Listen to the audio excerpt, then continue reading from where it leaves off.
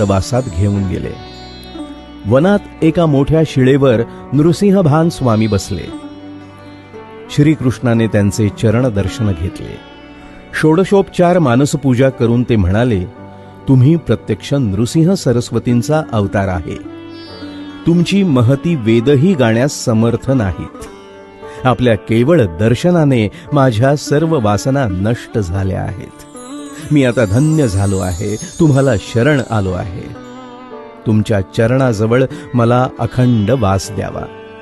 मला आता मोक्षाचीही इच्छा राहिलेली नाही. तुमची चरणसेवा हाच माझा मोक्ष.